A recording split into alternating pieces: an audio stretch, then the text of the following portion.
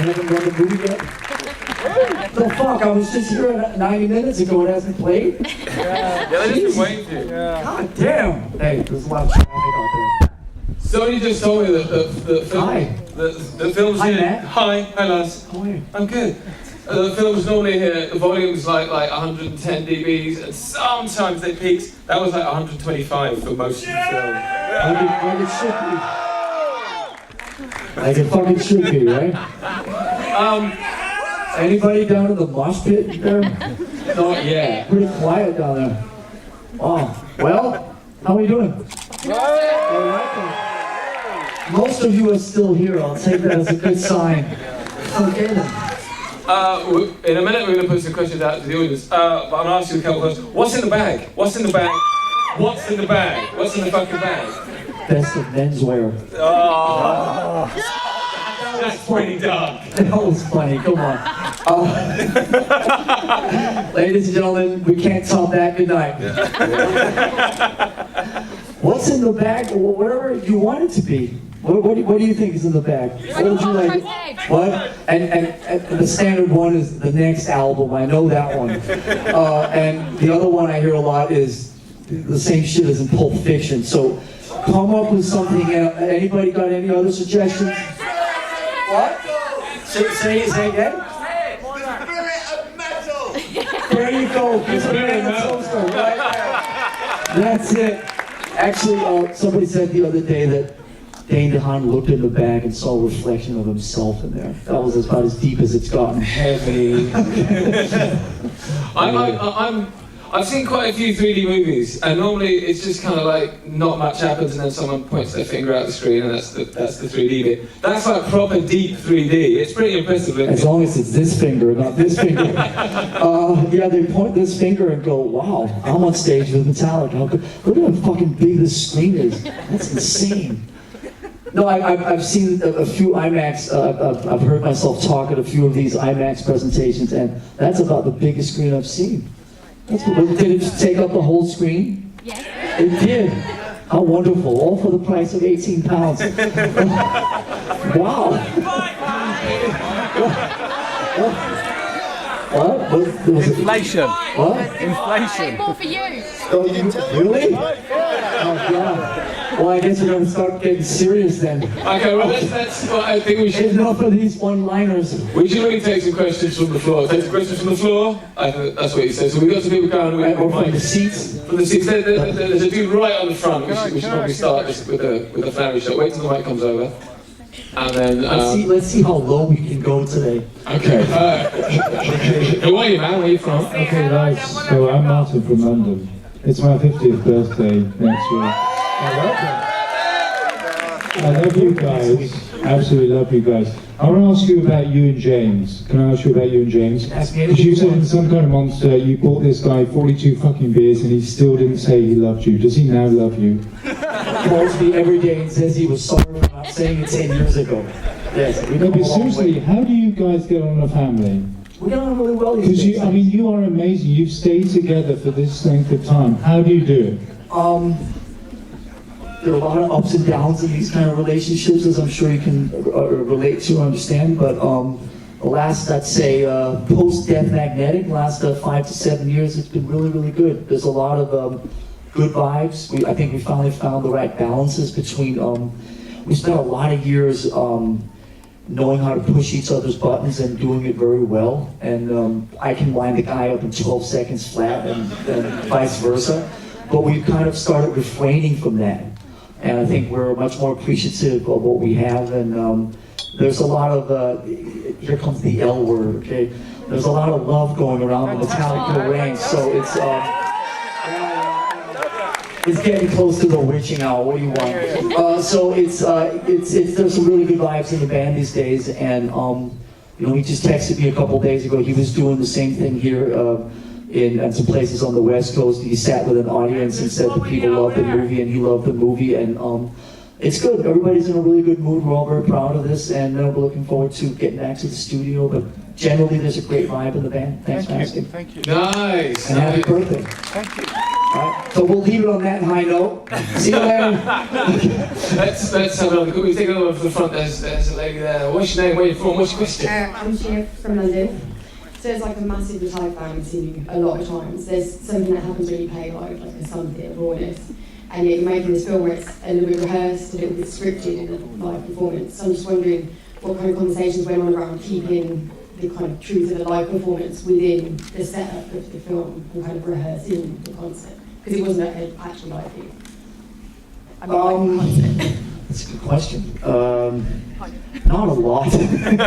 We don't talk at that level. I mean, obviously, everybody sort of knows their way around a live gig. You know, the biggest difference between this stage and the previous live, escapades was that this stage was built just for this tour, and there was no tour.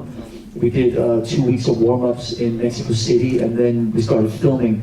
So I think there's a little bit of unfamiliarity. You know, if you watch like gig 150 on a tour, people have a tendency to sort of go to the same places during the same songs, and you kind of fall into that kind of autopilot stuff. There was none of that here because it was all so new. And so I think there's a little bit more maybe of an edginess to the performances because not everybody can necessarily remember when the next pyro blast is coming and when shit's gonna fall and all that type of stuff. So it's it was pretty edgy during these, and in some of the earlier, we filmed for about 2 weeks. Some of the earlier days, some of the shit wasn't working, and retakes and stuff. The doors fell into the drums and all kinds of Spinal Tap-esque moments. But I think it adds a kind of an authenticity and an energy to the film that makes it a little more real rather than now we've done 150 shows and we sort of know exactly what we're doing all the time. So I hope that translates. I mean, it's a hell of a stage set. We've spoken about this before. I kind of want to know what happens to the stage, because it is this fucking huge video screen. I kind of hope that you also take it back and it's in your kitchen. Like, that should be in my kitchen. Yeah. Well, thank you. Somebody else has suggested that the last few days. It's currently in storage in Pennsylvania. Yeah. I think that enough of you wonderful people have suggested that we tour in the last month or so. So I would say the odds of touring this have gone up a lot since a couple of months ago. All right then. It's not next on the agenda. The dates aren't being booked as we're speaking, but because we really want to make another record now. But I would say at some point on the other side of making a record, maybe 3 to 5 years from now or something, we may tour this thing at some point, maybe as in kind of in-betweener, or kind of like a Roger Waters wall type of thing where it just sort of shows up at some point without necessarily being tied to a particular timeline. You know what I mean? It's the stage is in Pennsylvania, in the safety of Tate Towers, and of course in 5 years when we pull it out, none of it will be working. We have to start over again, But we will get it out there to you people. I promise you. At some point, we will do our absolute best. Nice. Okay, let's take a question from there's people all the way over there, so you're gonna have to get right up close to your microphone when you. Who we go? Who should we pick? Hi Lars, how you doing? There we go. He shows himself already. Dude, who are you? We can't even see you. Stand up. Let me see. Stand up. Hey man. Hey. How you doing? I'm John from Reading. All right then. Do you have a gig in your backyard? I hope so. You must have a big backyard. Fucking big. The past couple of questions have been a bit fucking serious, to be honest, and I just wondered what your favourite cheese was. You'll bring it right back. Say that again, what's the question? What's your favourite cheese? Stilton, of course. Fucking awesome. Hey, Stilton! Is there any other kind? Thank you. There's somebody waving frantically at the back. Shall I really make the people with the microphones work? Come on, run! She was waving around. There she is, on the right. There we go. Lars, motherfucker, yeah! That wasn't even the person that was pointing at. You're not the woman that was waving. Go on. I've got tits. Amazing film. What is your proudest moment of this film, and what are the bits you would like to tweak if you could go to post again? I would. Listen, when I saw the world premiere at the Toronto Film Festival 3 weeks ago, I called in 3 changes the next morning on the sound, and then I resigned myself from ever doing anything on the film again. I'm probably I'm proudest of the battle cry from the beginning was to try to make a film where instead of the audience watching Metallica, the audience felt that they were part of Metallica up on stage, and I think that we've thankfully accomplished that as much as you can. And I'd say the one thing I would change is I would just continue to turn it up to 11, man. Or 12. I guess what's after 11? 13? Yeah. Something like that. Yeah, turn it up to 13. I want to ask you about, you saw that matter of fact when the electric chair comes down and you've got, they're called Tesla coils. Tesla coils. Which is, it's like real lightning, that's not like a computer Tesla effect. coils, yes. And somebody, we were doing one of these the other day, was just like, how I'm not quite sure where they were from. How does it feel to be playing under giant testicles? And you were like, And I said, it's hairy. And I don't think I can top that answer. but it was, I mean, those, if you watch the kind of making of sort of video that's up on the Metallica website, there's the guys that make this giant sort of light machine, they're going, yeah, there's like a zone of death near that machine. Yes. It must have been quite scary playing under the giant testicles. It's always scary being close to testicles of that size. Especially when you're beneath them, of course. The guy from Reading wanted it to go south, so it's going south. It's pretty crazy. I mean, those things are fucking insane, and there's a lot of electricity, and if one of those zaps you, you're brown bread, as they say here. So it's pretty cool, but it's also, without sounding too silly, it's kind of what should we say, electrifying to play under that. No, because it's sort of like talk about being in the moment. And talk about just sitting there and being completely like focused on something. I was sitting there just staring at those things, and if anything seemed right out of order, I was ready to do a runner. And of course, thinking in my wildest dreams that I could jump faster than electricity. There's narcissism for you. But we all survived, and it's pretty crazy. I'll tell you a funny thing. As you spotted, and maybe one of you that's guilty of this, but it's part of the Metallica thing, and we accept it, we even appreciate it. There's always people who find something to gripe about or complain about. So I got an email from the management office yesterday talking about there were a bunch of complaints on iTunes about in the middle of Ride the Lightning, the song gets really distorted. And people wanted a refund. We were saying, does the word live Tesla coils have anything to do with that, maybe?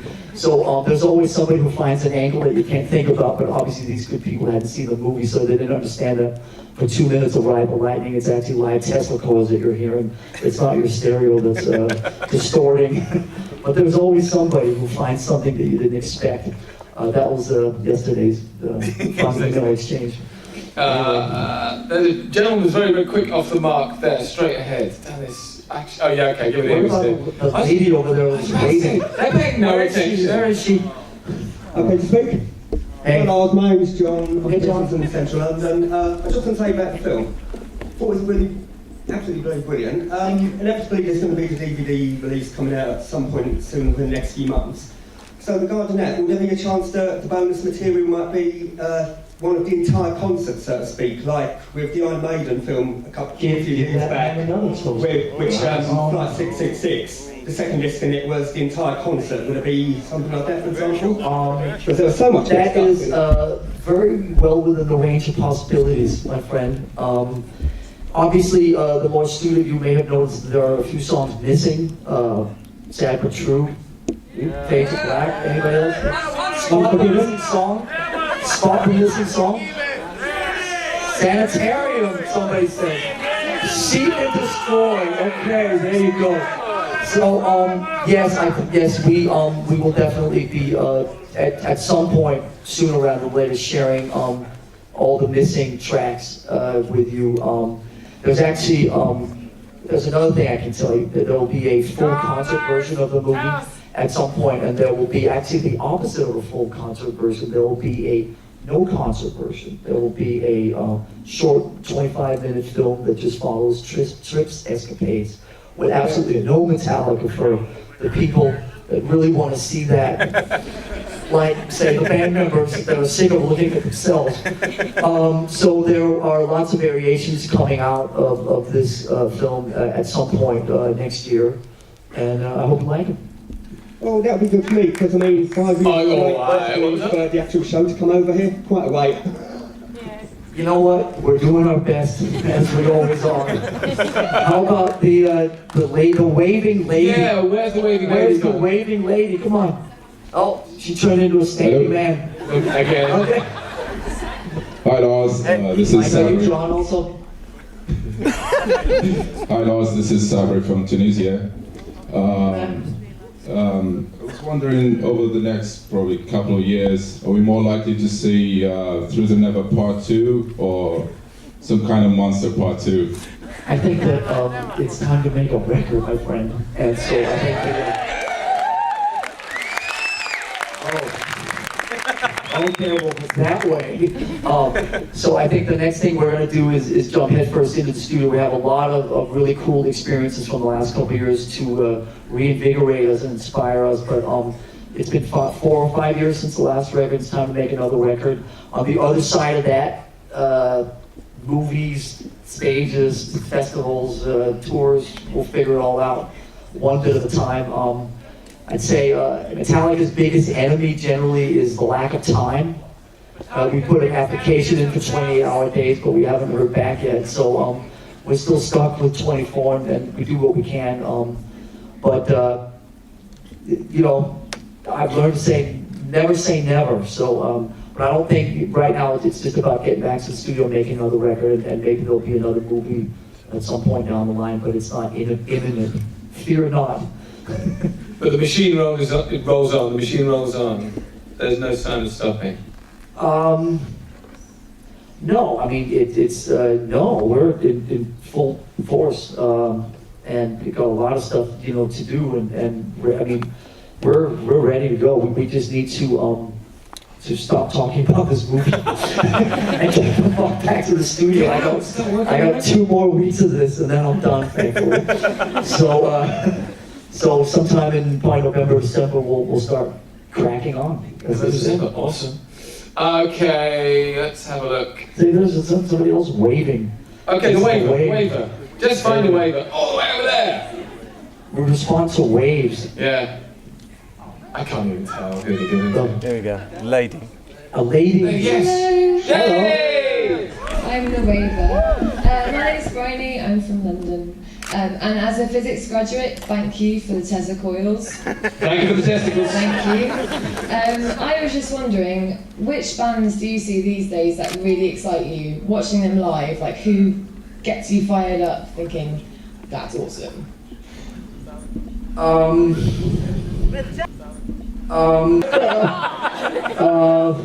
That's a great question. I saw Black Sabbath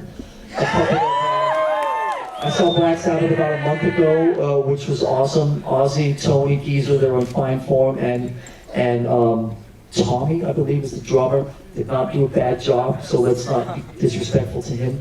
So that was cool. Who else have I seen? Who? The Sword, Blue. Yes, we talked about The Sword. I was trying to think of somebody else, but because I get sick of hearing myself say The Sword. But I did see The Sword indoors 6-9 months ago, and they were fantastic as usual. Slayer, I have not seen for some time. I saw, what was the last? I saw Rage Against the Machine in LA about a year, I guess, well, it's 2 years ago. Seeing Rage Against the Machine is the most awesome live experience because it's just becomes this thing where like 60,000 people are completely united, and the audience and the band, and at the end when 60,000 people go, fuck you, I won't do what you tell me, it's just the most awesome thing to experience. I've seen Rage 3 or 4 times since they started playing again in the last 5 years, and it always blows my mind. Thanks for asking. Good question. Okay, someone's got like a flag. You see the flag? A flag, that's a Polish flag. Yeah, we've got a No, that's not a Polish flag. It looked like a Polish flag. It is a Polish flag. with Metallica in the middle. Okay. Did I blow my international diplomacy? Is it a Polish flag? Yes, it is. Oh, all right. Lars wins the toast. Thank you.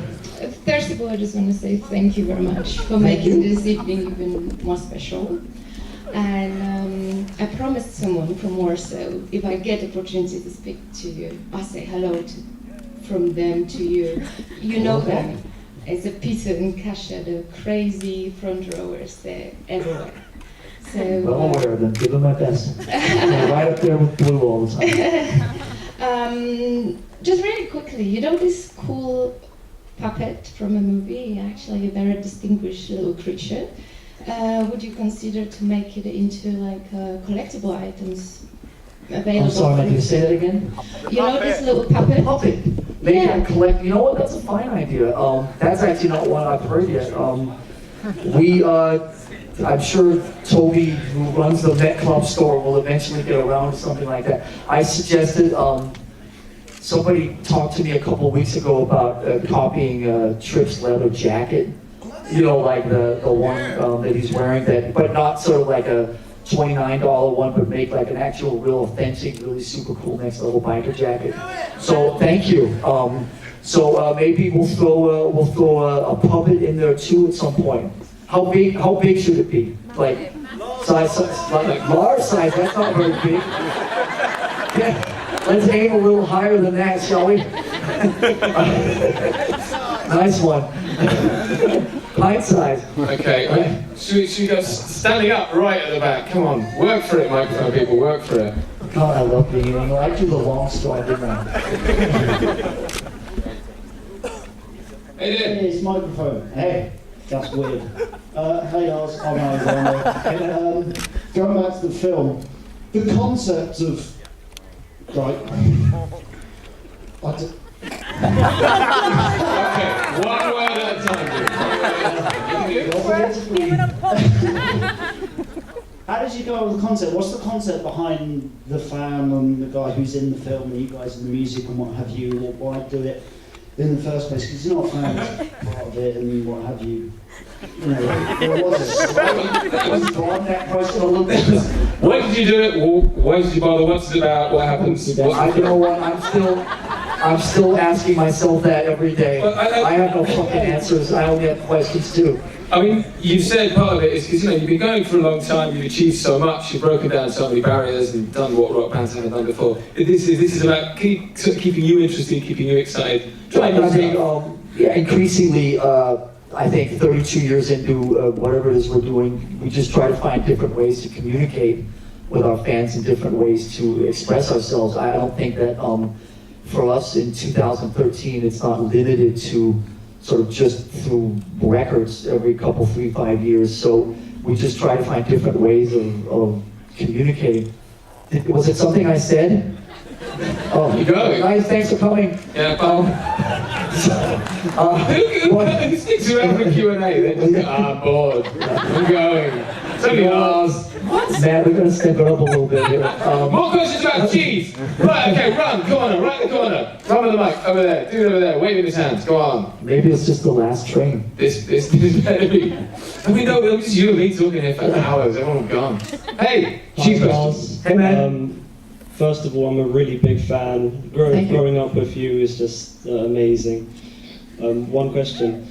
Growing up as a band, you and the original band, who was your biggest influence to start, rocking, you know? When I was a wee lad, as you say, in Copenhagen in the early 70s, my dad took me to see Deep Purple. Yay! And I was pretty fucking mesmerized by that. I was 10 years old, and I went and bought Deep Purple record the next day, and Deep Purple is it wasn't Black Knight, it was Fireball. Should we continue this over at the pub?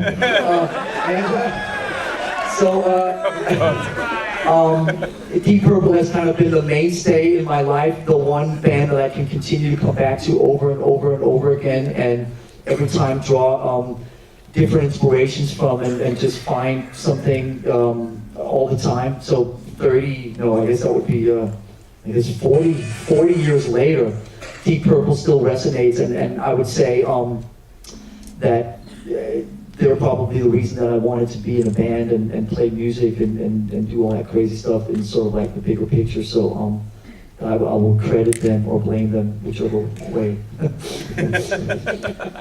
Right, we are running out of time, so I think we've got... We had a question yesterday. Do you have a tie on again today? No. No tie. No tie, no question. Okay, right. I think it's going to be the last question because we are running out of time. And are we? I thought we were going over to the pub.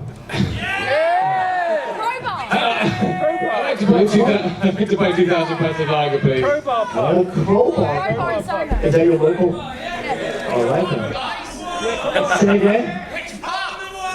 The crowbar, says the lady. There's loads of Metallica. All right then. Well, let's confirm. Yeah, okay, right. So you have to pick the final question. Who's it going to be? Me? Yeah. Pick the final question. Pick the final person to ask the final question. But who's the furthest away? Yeah. Okay. That's okay. Over there. What? Hold on. What? Up here. Up the back. Say again. Are you touring New Zealand? Yeah, we've got a microphone, baby. Well, I'm touring New Zealand while I'm talking to the audience. I don't know if this is working. In somewhere in London. Hi there, my name is Michelle. There we go. I am from Vancouver, Canada, and if I may be so bold as to speak on behalf of the tens of thousands of fans who were there for those 3 nights at Rogers Arena, it was a joy and an honor to spend those 3 nights with you. Oh, thank you. Are you in the movie? I'm sure if I breathe it enough, I'll see it. I'll hopefully see myself. Did you find yourself? And it was a joy to see that experience. I can still feel the heat of the flames on my face. It was a joy to see that, experience that, first in real life, to share that moment with you, and now with all the people in this room, to share it with the world. So thank you. So I have a very simple question. What do you see as the legacy of this film? What's the legacy of the movie? What are you leaving behind? What are we leaving behind? The bag? Well, legacy, maybe slightly early to answer that question. I'm just happy people show up to watch it. You know what? I don't know. I mean, if it's, I've already heard some people talk about they've seen it more than once. I've heard, all right then, crowbar, go. And I think that I've seen this movie more than any of you that I can guarantee, and I still find different things in it. So without trying to sell it even more, I'd say that it's pretty cool to be able to come back to it and find different shit in it every time. So maybe it'll sort of develop a life of its own. People in no way comparing it to, say, A Song Remains the Same, but the way that people would just go back and see it over and over and find different things in it or whatever. If this film can find that kind of, those kind of legs, would be awesome, and if it would be something that people can come back to, obviously that would be super cool. If not, then I appreciate people coming to it once.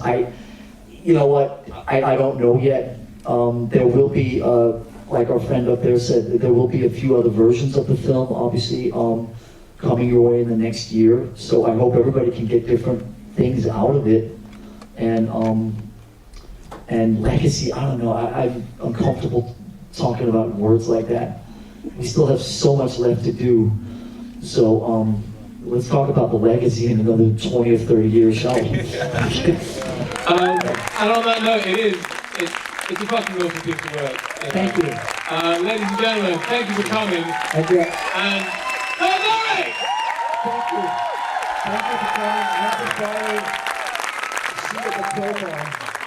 If I'm not there, then wait one for me. All right? Thank you so much.